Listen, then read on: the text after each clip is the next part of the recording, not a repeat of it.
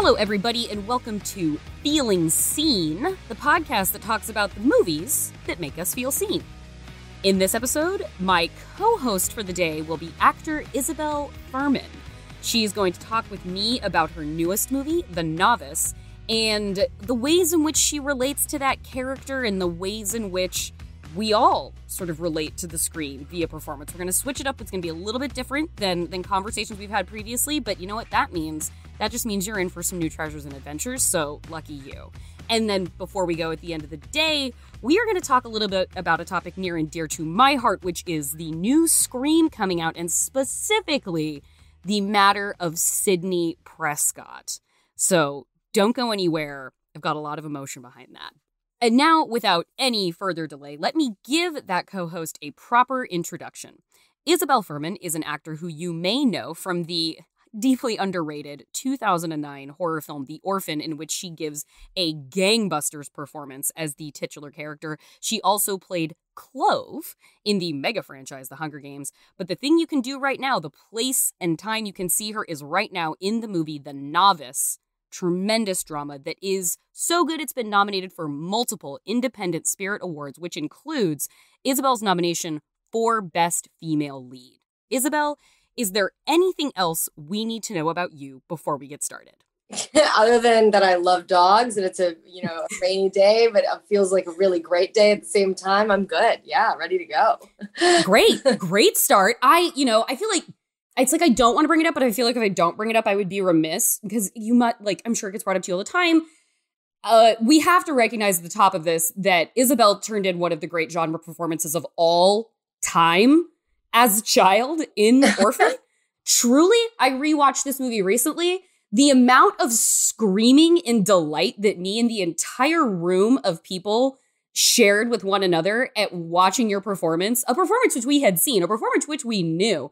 Your range at 10 and your ability in this movie and back when you were a child to play a character with a huge secret and to unfold that so delicately over the course of a film is incredible. Isabelle, the range from 10 to present. It's unbelievable. Thank you. No, it definitely terrifies my family. It's so funny because my mom, I remember when she watched Orphan and still to this day, when she watched Novice, she's like, I know you. I love you. You're my daughter. I've known you every single day of your entire life. And yet I watch your movies and I'm like, where is my daughter? Because that's her body and that's her face, but it's not her. But that's, for me, that's the point, Right. I feel like if I were mom, I'd be looking at you being like, you could be hiding anything from me. And yeah, so I did read it in an interview that you had done that you really kind of wanted to lead by example in the filming of this movie, which is I was watching it last night. I was wanting to wait to watch it fresh before going into the conversation. And I was like, I tweeted about it near the very, I was like, there are 8 minutes left in this movie. And I feel like my body is going to explode into fire. The finale was just eating away at me. And then I read about how you were but I wanted to make sure on set when we were filming that I was keeping the tempo good on set, that I was keeping the spirits high. And it's I'm going to lead from the front on this one because we're dealing with a lot of heavy shit here in The Novice. Yeah, no, I've been really lucky to work with such great actors since I was really young. And when I did Orphan, especially, Vera Farmiga and Peter Sarsgaard, in my mind, are two actors that you not everybody knows who they are, but everybody in the industry obviously does. And working with them on my first film really set a bar because they held the set in such a wonderful space of respect and love and positivity. And I realized, after that, working on other projects, you're not always as lucky to work with people that hold the set like that. And when you're the number one person on the call sheet and you're in every single frame of the movie and you're spending the majority of the time on set with the crew, if you're having a bad time and showing it, everybody else is having a bad time. So I really, I knew going into it how big of a feat this movie was going to be, especially because we were such a small budget independent film. And, we had such a strong story that Lauren had written. We had a clear vision from her. Everybody was on board, but I knew that if I couldn't emotionally separate, when the camera was rolling and being Alex to being smiley, happy Isabelle, that things might go downhill pretty quickly because the crew morale is so important in making a movie. And I think because I was able to smile even when we were in pouring rain and I was peeing off the side of a boat after being in the water for 10 hours, you know, when everything was going wrong, I just remember, because I had a walkie-talkie when I was in those boats, I remember I would just hear like, well, Isabelle looks like she's having a good time. So like, let's just keep and that to me it is great, because I think that is what drove us through this movie from beginning to end. I mean, we really, as much as this was at times like a struggle to make this film, I had the most incredible time. I still feel like I'm that girl from American Pie, you know, just like this one time at band camp. Like I literally can't stop talking about this movie. I feel so bad for the 2 films that I worked on after this, because I think every sentence was like, well, when I was doing this road, when I was everyone's like, we don't want to hear about your ex anymore, Isabelle. We don't want to hear about it. And I was just like, I just was so in love with this film and this whole process, and like how much I got into it. I mean, I really felt like I lost myself for a bit, but had the best time at the same time. So creatively fulfilled.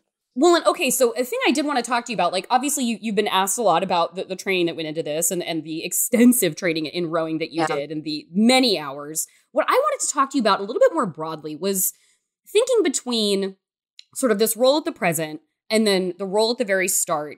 An elemental thing to both was transformation. And I wanted to hear about sort of, for you as a performer, the element of physical transformation and how that works in conversation with like the emotional, intellectual way of getting into character, preparing for a character. Like, what role does physical transformation play when you're in an intense kind of film like this? I think it's massive. I think I've always looked up to actors like Daniel Day-Lewis and Christian Bale. And I mean, obviously Meryl Streep, because those are actors that every time you see them in a film, you don't see the person, you see the character. And I have always been fascinated by that, how you can completely lose yourself in somebody else, step into their skin, breathe the air that they're breathing, live in the world that they're living in, and fully embody what they're going through. And for me, I've always found that the physicality of the characters I play is where I find them. And I've done this, I've done this actually since Orphan. I purposefully try and change the intonation of my voice or the way that I speak, the way that I walk, or habits that I have. Like for Alex, for example, like I bit my nails like crazy because I wanted to look like, you know, even when I looked like I was put together, it's like these like nubby, tiny little fingernails. I will not lie. The first thing that made me like squirm out of my chair when I was watching this, like where I was like, oh no, we're in hell, is when you started biting your nails at the very beginning of the movie. I was like, I know this person suddenly entirely. This is telling me everything I need to know, and I'm terrified. I'm terrified for the trip she's about to go on. Yeah, and those are things that are little things that you do, and then obviously they start to add up, and you end up creating this physicality for this character. And obviously you're working on the script simultaneously. So this movie, you know, rowing for 6 hours every single day, I found Alex on the water. Like I found relationships between what I was physically going through with the same things that she goes through in the script.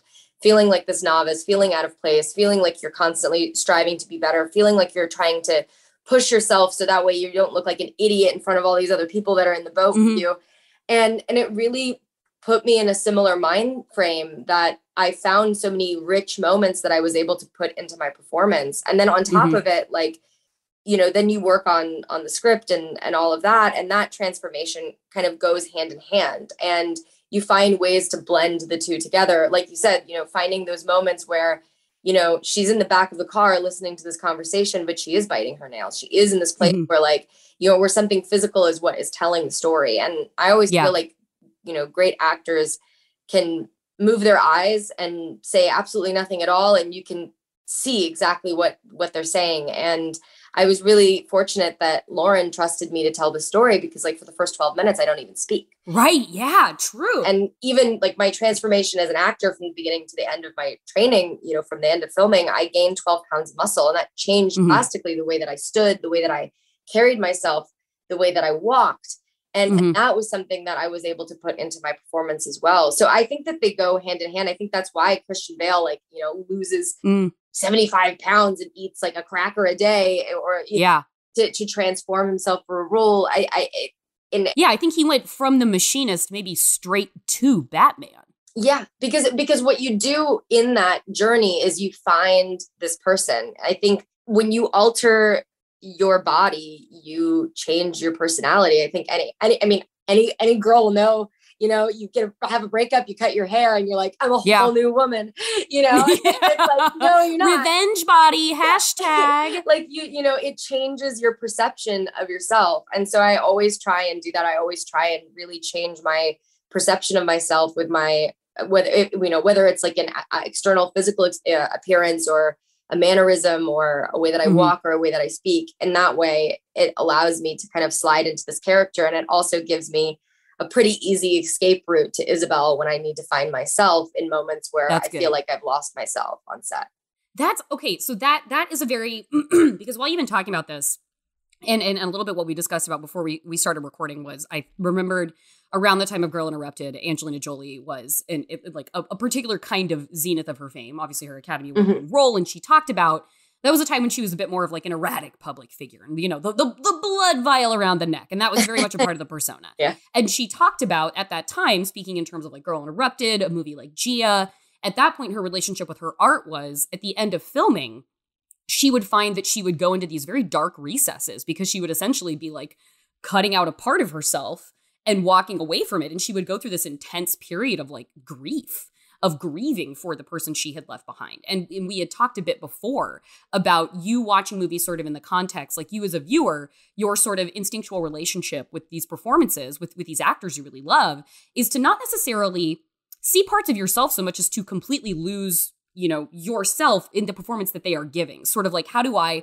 put myself in this world with them? Yeah. And I wanted to talk a bit about that with like, coming through the Novice and perhaps your other work too. Like, how do you find your emotional relationship is sort of after these intense roles? Like, have you always been able to find Isabelle and find that escape hatch, or is that something you've had to learn how to do?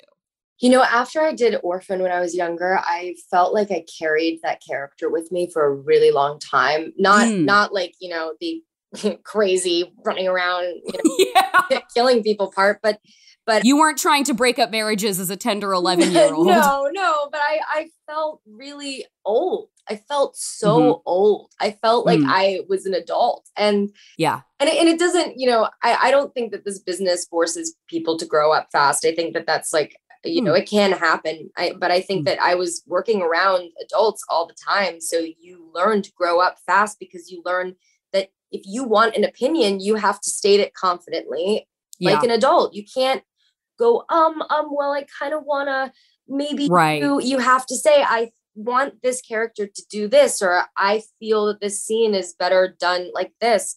And if you don't say it confidently, then no one's going to trust you. Especially as a kid. And I think after finishing that movie, it was tough. I remember like it took me a while to kind of come back to Isabelle and it was for a while, I would say, I would crash after working on films. I would get really sick and like tired and I would just expend all of my energy. And what's funny is I really started to focus, I would say, once I turned 21, I spent a year where I didn't work actually for the year that I was 21. And I just had a good time. I hung out with my friends. Good.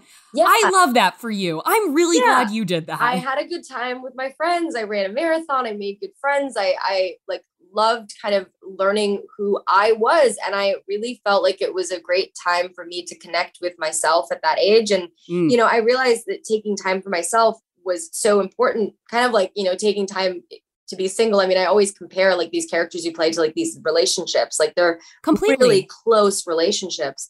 And so I took time to be single when I was 21 and then, came back. And when I did Novice in 2019, I mean, that was at the end of the year, I really felt like I was in a place where I was prepared for it, where I mentally knew that I could separate the two, that I could play this character and be Isabelle and I could change myself completely. I mean, that's why I wouldn't say that I'm a method actor per se. I don't think I would subscribe to any specific kind of like technique, but I do tons of preparation and I definitely like lose myself while I'm working on something, but only with enough room to find myself when I really need to. And I take the time that I need. I mean, like when I'm on set, I'm 100% there. I'm smiling, joking, having a great time. They call action. I'm like in the moment, in the scene, living and breathing this character. And then whenever there's a break, like I am finding time to be alone. So I could be checking in with myself, taking a nap if I need, doing the self-care that I need in order to give this performance, in order to give to the crew, and in order to give, give something to myself, basically to myself. So I get what Angelina Jolie is saying about having those recesses. I think that those dips do happen. I think I've been trying to mediate them, and I did in the past with running. That was kind of what I did. If I didn't have a film next, I would run. I would train for a race, and I would do a race. And this last year, I kind of decided that, that's not healthy either. It's good. It's really good to be in a place where there is this possibility of not knowing what's next. And that's a really powerful place to be. And I think, this movie has a lot of this hustle culture attached to it, which I think we have. Yeah. And I definitely have that as a person, like, that kind of like Alex doesn't come from anything outside of myself. So I've learned through this film, through playing this character, this big, massive lesson in my life, which is you don't always have to have a next. And I think that's what, where instead of a crash now, I feel like I go, what did I learn from this? And what am I going to take moving forward as I say goodbye to this person? Thank you. That's a beautiful answer. I really appreciate that. Well, I'm really glad, I'm really glad you mentioned the hustle culture aspect, because that was, I was, reading through interviews in advance of talking to you. And there was, I think one of my favorite things you've talked about was, I think it was the Roger Ebert interview. And you talked about how really almost nothing is as it seems. Like this is, this movie is, it's toying with perceptions, and life is a game of perceptions. And that was true before the advent of social media, let alone the age of image management that we're sort of in now. But you spoke about, I think you said it was the night before the Indie Spirit noms came out in the morning. Yeah. You're like, I was at a gas station and my card's getting declined and I can't fill my tank. And I'm sitting there crying, being like, I hope tomorrow morning goes well, because I need to figure something out. And I will not lie to you, as somebody whose sister had to just work something out with the family dentist to help get me the dental care I can't currently afford, I was like, fucking thank you for saying that. But it's true. I've been in this business since I was really little. And it's funny because I have people that I knew when I grew up in Atlanta, Georgia, who think that I'm living in a multi-million-dollar house in LA. Yeah. I live in an apartment with my mom. My grandma's currently living with me on my couch because we're trying to find a place for her to live here, because she's been living in Wisconsin and it's been too far away. And especially last year, we wanted to bring her closer. And she shouldn't be going through those winters. She shouldn't. Yeah. I mean, she keeps asking me if it's going to snow here in LA. And I think she's disappointed that it's not. But you're like, well, we're going to hell if it does. Yeah. So hopefully not, Grandma. But working in the film industry is not unless you're Will Smith, who I've worked with, and he's a wonderful guy, you're not making millions of dollars on every movie that you do. You're making, and also the work is sporadic. So maybe you get a good little boost from a film that you do and someone pays you good, but you're living off that the entire year. And I was lucky enough that I was able to make the prequel to Orphan during 2020. But I didn't work at all this 2021 at all. I mean, Lauren and I talk about it. It's like, everyone's like, the success of your movie, it's incredible. And I'm like, we're a tiny independent movie. This is so unbelievably exciting that we're here and people are talking about us for awards, and that we're getting nominated for Independent Spirit Awards, and that we won Tribeca. But when we made this movie, it was not this big budget affair. This movie was less than $2 million budget. Nobody really got paid in massive amounts. I mean, the only reason Lauren edited the movie is because we didn't have the money for post-production. Wow. That's how most of these decisions get made. And it's funny, people look at it as this glamorous, incredible business. And it is. I mean, my sister and I were laughing because she's like, everyone thinks that, you're just raking it in right now, Isabelle. And I'm like, I know, because it's hilarious, because I have lucky. I'm very fortunate that Louis Vuitton sends me a purse as a present. What a lovely gift. But I couldn't buy it for myself right now, but I'm so grateful to have it. But it is funny for the perception versus the reality, I feel like that exists sort of integrally to the conversations I try to have on this particular podcast, because, in part of identifying ourselves in movies, it is this balance between who do we see on screen that represents the person that we want to be versus who, perhaps in the same character, perhaps in a different character, who represents the things that we are, but we maybe don't acknowledge, or maybe we don't want to acknowledge. When we see a truth reflected back at us, that's that can be a very painful thing for some people. It can be very euphoric for others. And it can, of course, be a balance between the two. But I think that is we're all sort of subject to that same needing to find the truth in the middle of the perception of ourselves, the way we want to be perceived, and then the truth beneath all of it. And what you do in this movie, considered, I think in the context of things that you've said, talking about it, like that wonderful answer you just gave, I think there is I really like thinking of this movie and your role as sort of blending all of those considerations into one thing. Because we're seeing Alex as she is. We're seeing Alex as she wishes to be perceived. And then we're seeing the way that Alex is perceived by others. And like you have said, this movie exists within her mind. So it's an incredible blend of all of these things. I always think about that when I dive into a character, is like, what's the, who is this person in private? Who is this person, the people closest to them? And who is this person publicly?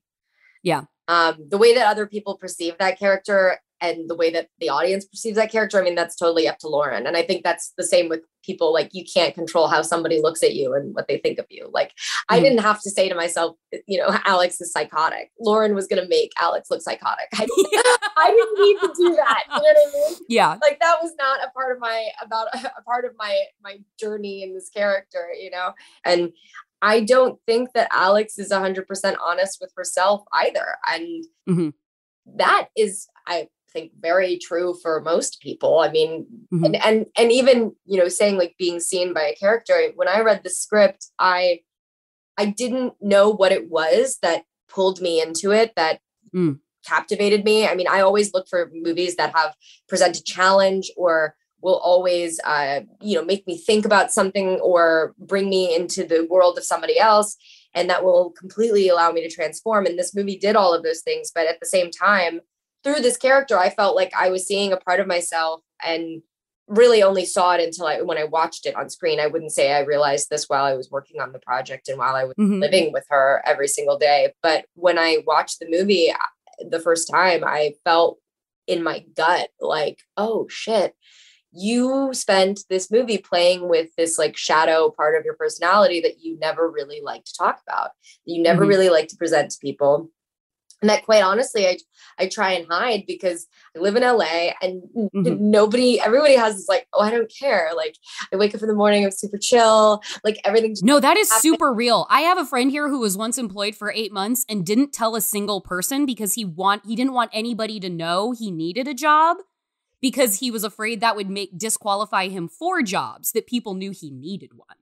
It is a strange place. I don't know if it's the same everywhere else, but it's something that really confuses me about LA, is like, everybody feels really good being in this place of like, oh, well, I don't really try very hard, or like, oh, I'm just like kind of working on this thing. And like, I'm just working on this thing. Yeah. Everyone's kind of like, and I think it's like a West Coast mentality, because I always find it interesting when I go to New York, and people there, they will always tell you about what they're working on and how it's going.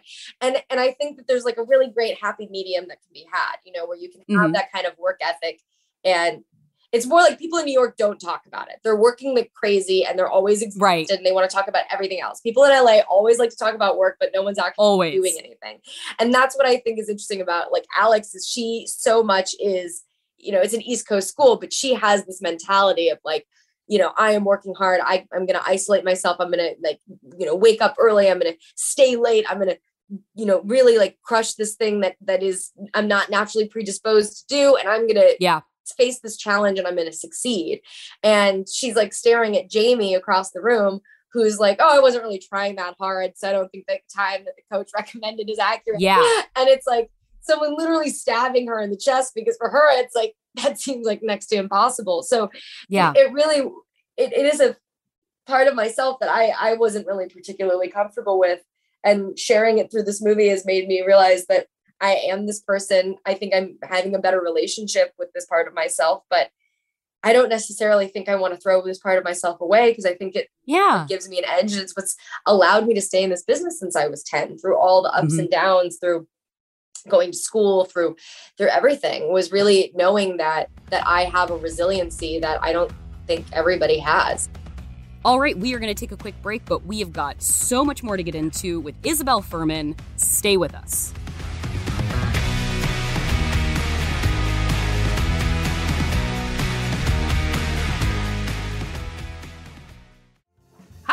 I'm Annabelle Gurrich. And I'm Laura House. And we're the hosts of Tiny Victories. My tiny victory is that I sewed that button back on the day after it broke. We talk about that little thing that you did that's a big deal to you, but nobody else cares. Did you get that Guggenheim Genius Award? We don't want to hear from you. We want little bitty tiny victories. My tiny victory is a tattoo that I added onto this past weekend. Let's talk about it. My victory is that I'm 1 year cancer free. But my tiny victory is that I took all of the cushions off the couch, pounded them out, put them back, and it looks so great. So if you're like us and you want to celebrate the tiny achievements of ordinary people, listen to Tiny Victories. It's on every Monday on Maximum Fun. Are you feeling elevated levels of anxiety? Do you quake uncontrollably, even thinking about watching cable news? Do you have disturbing nightmares, only to realize it's 2 p.m. and you're up? If you've experienced one or more of these symptoms, you may have FNO, news overload. Fortunately, there's treatment. Hi, I'm Dave Holmes, host of Troubled Waters. Troubled Waters helps fight FNO. That's because Troubled Waters stimulates your joy zone. On Troubled Waters, 2 comedians will battle one another for pop culture supremacy. So join me, Dave Holmes, for two doses of Troubled Waters a month. The cure for your news overload. Available on MaximumFun.org or wherever you get your podcasts.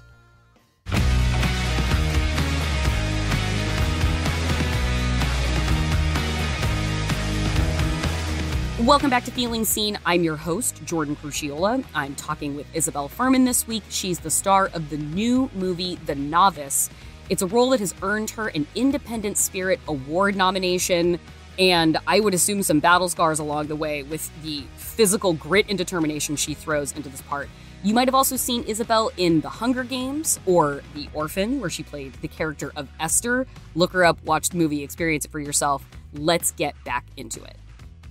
We're all forced to confront aspects of ourselves that we might not yet have reconciled, but in your doing so, you have to live them.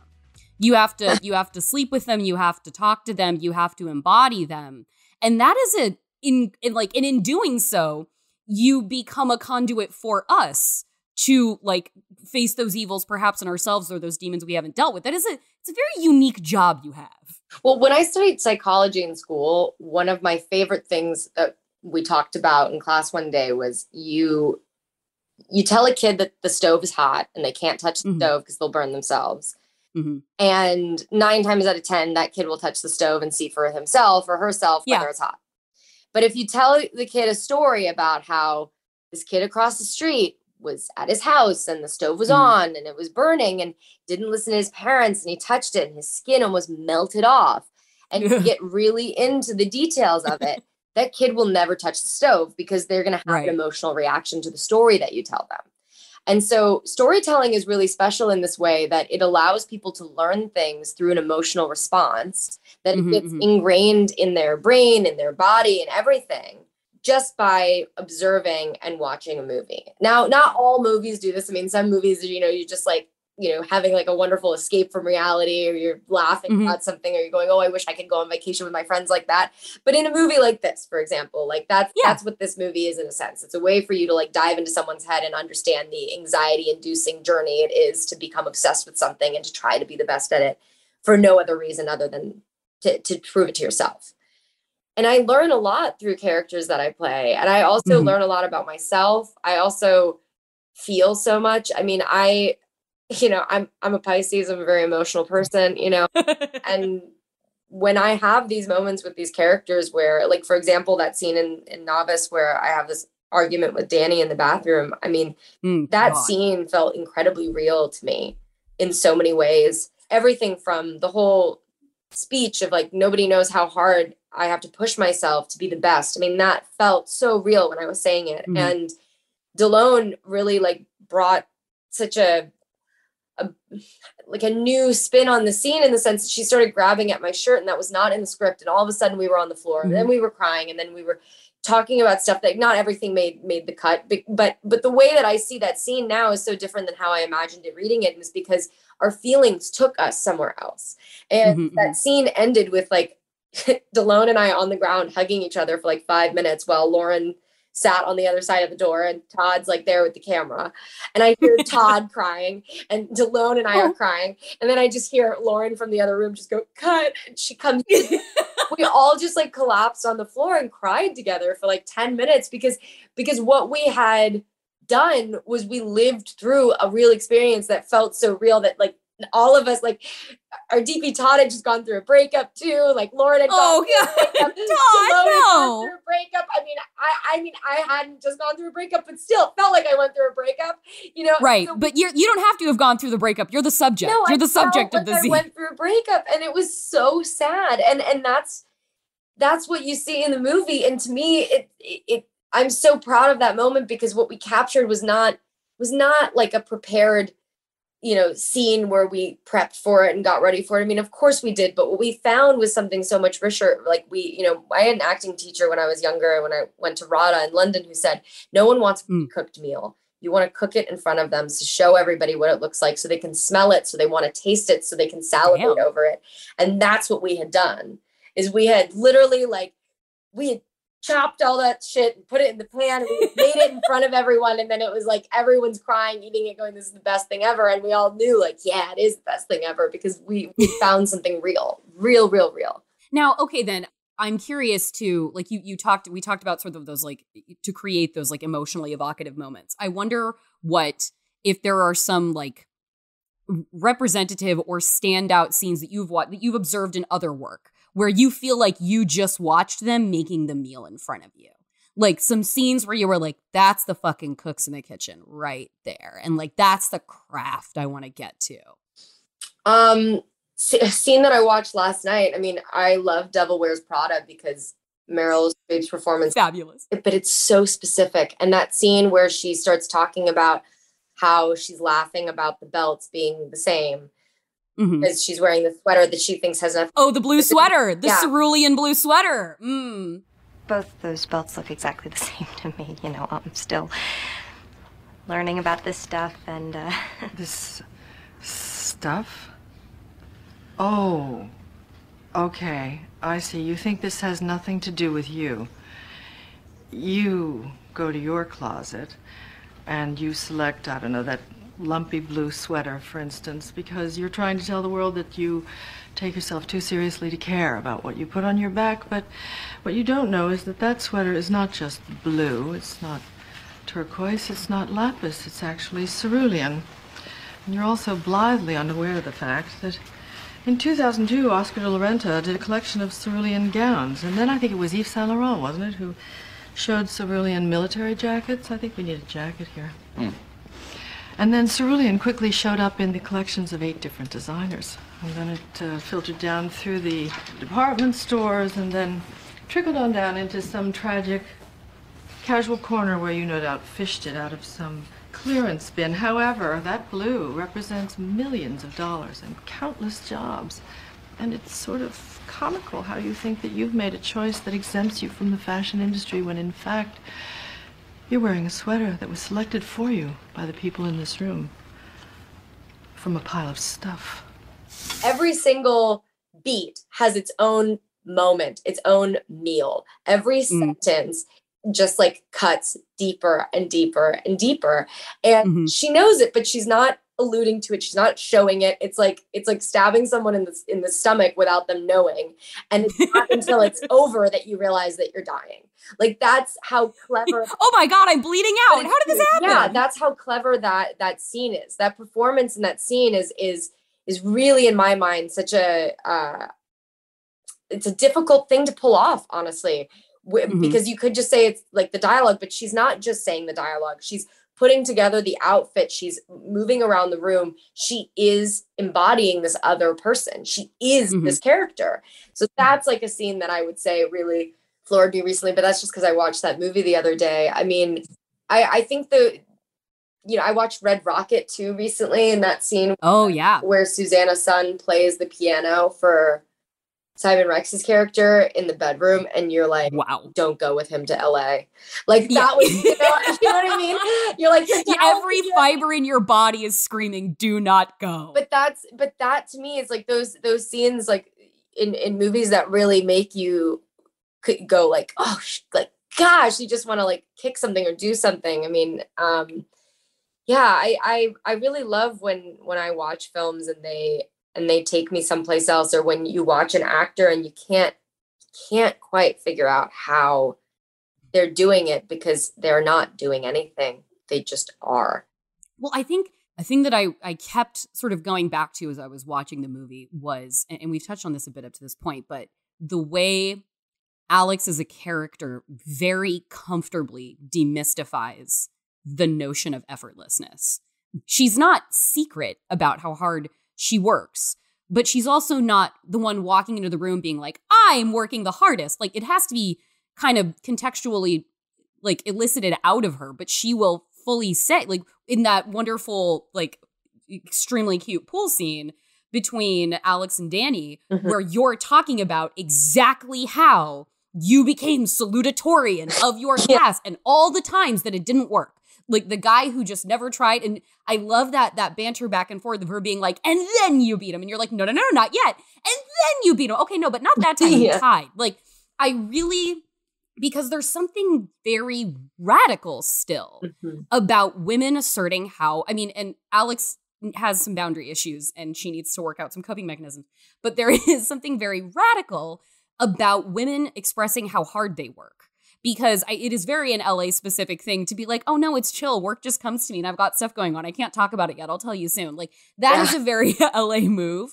But like the idea of like women having to be twice as good and look like they're working half as hard so as not to be confrontationally ambitious or to not be offensively trying hard. Like, you know, the try hard, which even gets shouted out in this movie. Like Jamie's character mentions like, oh, the try hard, she's gone. Yeah. Like that's something we don't want. And I really liked how even as we are battling with how to root for Alex versus rooting for Alex to stop, I never stopped rooting for that Alex was the hardest worker and wanting that to have a return on its investment. And I thought it was really incredible how this movie emphasized the work.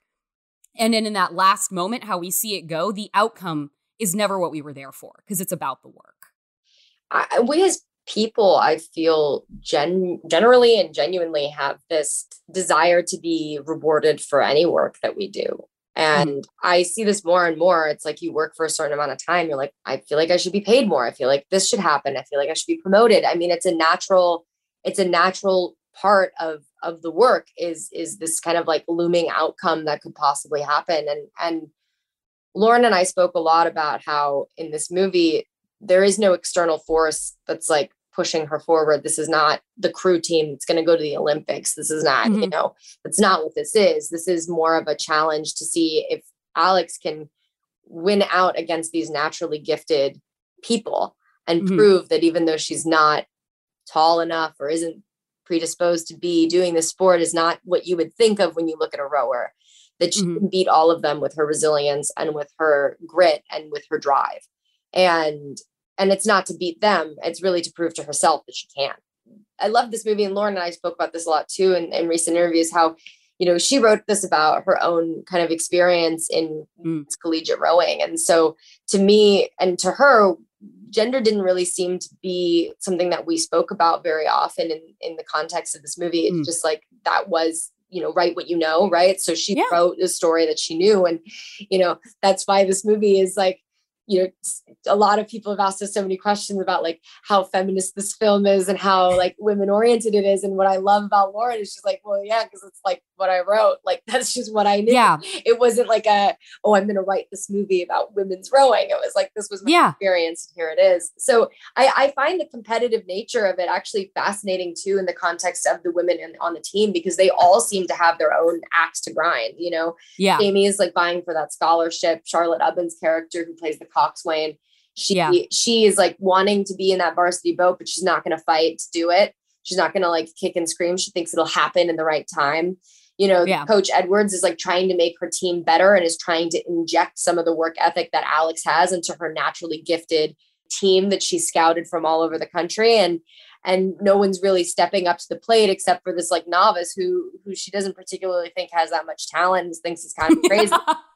Well, okay. So a thing that as we wind down, like one of the last things I wanted to ask you was like, since you brought up like and I'm really glad you mentioned this. You mentioned how, like, you tell me about this feminist rowing movie that you've made. And it's like, actually, I just made a movie about that I like understood because it came from my life. Mm-hmm. And what I think is really noteworthy about that is that I'm 100% with you guys on that answer. And that is why it's one of the things that I was really enjoying most about this movie is that reminder that we are progressing to a point in the opportunities women, genderqueer, non male normative individuals are getting a chance to make their movies and tell their stories. And how that means that because there can be more opportunities like that, every opportunity doesn't feel like the last one or the only one.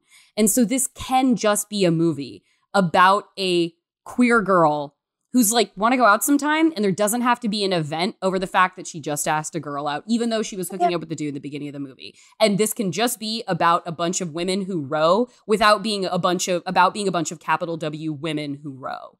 And it's really nice for there to be representation that doesn't have to feel like capital R representation when you are watching something and feeling it resonate with you and being like, this is so great. It's just being presented to me as a story, not some like obelisk that I'm meant to rally around because I check the box of women and I check the box of queer. Yeah, Lauren really has spoken to this, I think, way better than I could. But she's said, and when we talked about it too, originally after I read the script, the reason Danny and her relationship with Danny is a queer relationship was simply based on the fact that Lauren is a queer woman. And she actually, funny enough, the reason Danny is because she originally wrote, because this like, heteronormativity wrote Danny as a dude. And when she first read the script through, she was like, this makes no sense. Like, I'm just going to change a bunch of things and change Danny to being a woman, because she was like, I didn't want to write that story. And I love props to you for having Delone as a screen girlfriend. Oh, I know. Round of applause for you. When they cast her, I was so red, because I remember Lauren came to my trailer and I was like, you think that like I could date her? I was like so flattered and shocked. But when I read the script, I found that to be so groundbreaking, because I think there's so much right now being written, and I understand there is a need for representation. But I also think that the way to make representation really, like we talked about storytelling, right? And how you can learn from storytelling. If you show a relationship like this, where the relationship that Alex has with a woman is not something that the team harps on, there's no slurs, there's no anything, it's just something that is a part of the story. You normalize it in a way that people don't question it. It's not like, oh, well, why did they have to, have her date a woman? It's like, it doesn't matter, because it's not even a conversation. It's not even a conversation point. The fact of the movie. And and that was something I really loved. I feel like is so groundbreaking. And Lauren has said this over and over, that like, obviously there is importance in having stories being told about queer oppression and moments in history, and also, to really show the differences of the time period. But she feels, and I feel too, as we've been moving forward in our, in society and in this next generation too, people are just way more fluid about it, way more chill about it. It doesn't really become a conversation. It's like, people are all people. People love who they love.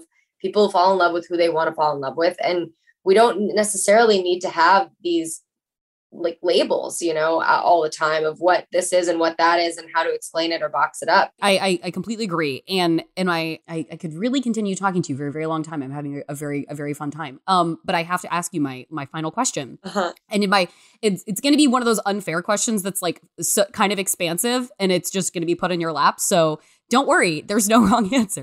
But my sort of outro was sort of how we've been talking about this so far is, you talking about relating to characters through how you can get lost in them as bringing you into the worlds that they're helping to create. I wondered sort of, with what you have ahead, or with what you're hoping to have ahead, or things that you see that you hope are like, God, I want to get something like that. Like, what are some of the channels or avenues that you're looking forward to like growing through in the work that you take to come? Like, talking about like taking bits of characters with you as you go. Like, what are some things that you feel inspired to or excited to like grow through with opportunities you want to have ahead of you? I think a lot of people thought that when I did Orphan as a 10-year-old, that performance was like a fluke because I was a kid. And I think a lot of people perceive like child actors to be like, paid puppets, which I don't necessarily. I've worked with some where you literally are like, oh my gosh, like without these parents, like, I don't know if this would be as good, or this acting teacher. But also, I mean, I was so aware of that performance. I really did so much work on it. And I was really proud of that performance. And so for years, it's been a really interesting place to be as an actress, where I feel like I'm constantly having to prove that was not a fluke. And I feel really excited that this movie has, in my mind, at least, shown people that I've worked with, people that I will work with in the future, that I can carry a film from beginning to end. I can be the one that takes you on this ride. I can fully kind of transform into a character that's not a homicidal maniac, and I can really, be trusted with somebody's vision for what story they want to tell. And that is what I really hope I get the opportunity to do, is to really lead more films and tell more stories like this that really make you ask questions, or put you in a place where you feel seen and understood, or really allow you to look around at somebody in your life and go, I think I know what this person's going through now after watching this movie. I think that is, you have just really put the bow right on the top with that. And I was excited to see where this conversation was going to go. And I'm glad that it took us to a point too, where we could talk about how you want to feel more honestly seen as an actor and as a professional. And I'm really glad that we got to go there with that. It's true. Like we said, nothing's as it seems, I really am like, I remember when I was young, I went to this Elle Women Hollywood party when Orphan came out. And I distinctly remember Kate Hudson, who I've always looked up to, standing up there and accepting an award. And she literally said to this audience of like, Quentin Tarantino and Martin Scorsese and all these amazing directors and all these amazing actors. She said, I'm currently not working on anything and I would like a job. So if anybody is hiring for a film and wants to come talk to me about it, I'll be sitting at that table. And I remember thinking to myself, wow, really nothing is as you think it is. And everyone's just looking to feel seen by somebody else always. I love that. And speaking of like demystifying the work and sort of breaking the fourth wall, that is fantastic. Yeah. Isabelle, thank you so much for taking the time to talk with us today. Thank you. This is absolutely one of the best goddamn movies of the year, The Novice. Thank you. And I wish for people to rush to any platform or opportunity to see it. You do. And tremendous job. Like you said, every frame of the film, there you are. And all the feelings of being rewarded that you express in doing the work, that communicates through on screen. And as an audience member, I feel as rewarded by your efforts. So thank you for that. No, thank you, Jordan. And this was such a great conversation. So cool to talk with you about it. Really, thank you.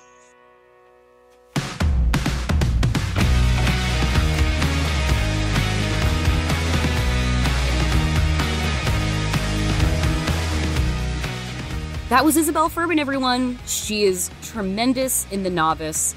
You can rent that digitally now if you want to watch a harrowing character study of a young woman driven to the brink by the pursuit of perfection, plus rowing, plus an incredible performance. That's all you need.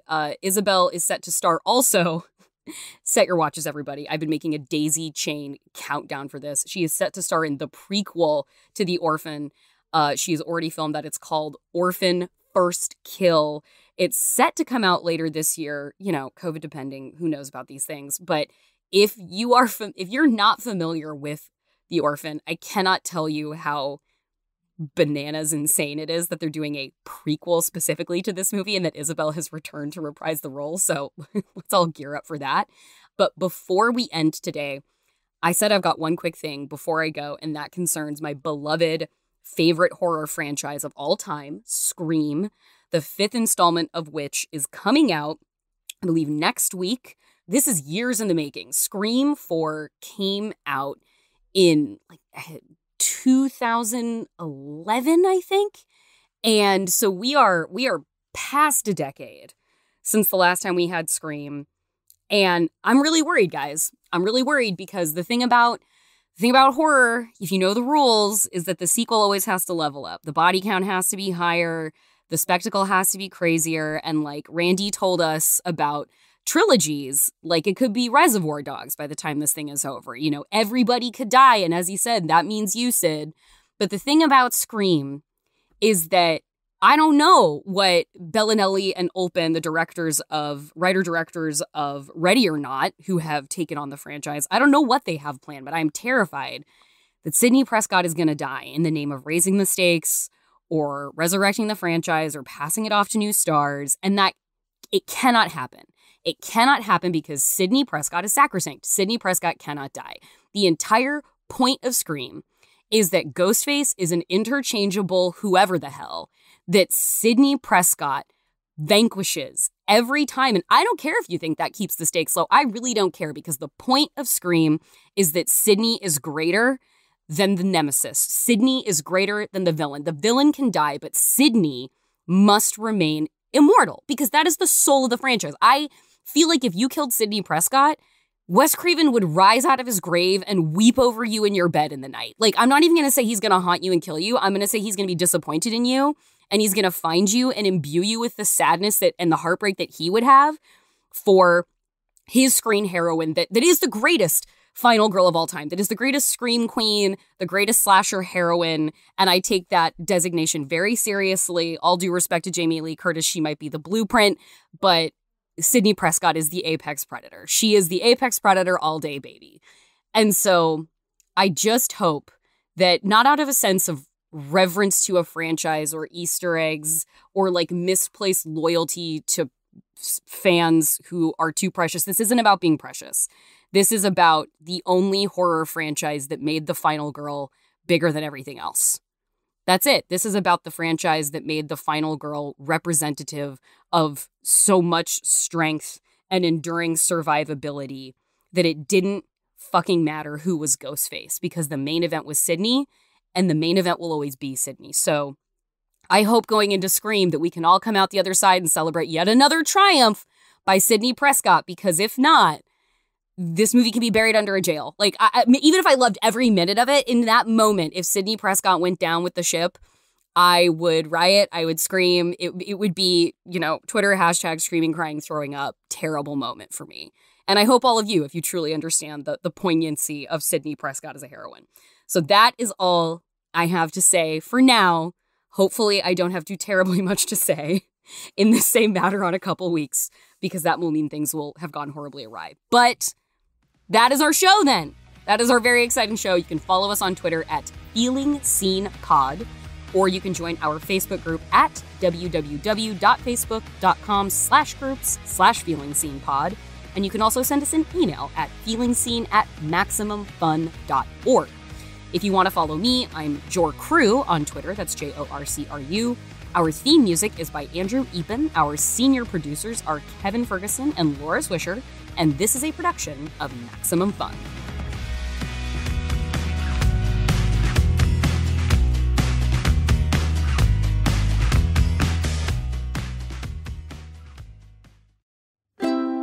MaximumFun.org. Comedy and culture. Artist owned. Audience supported.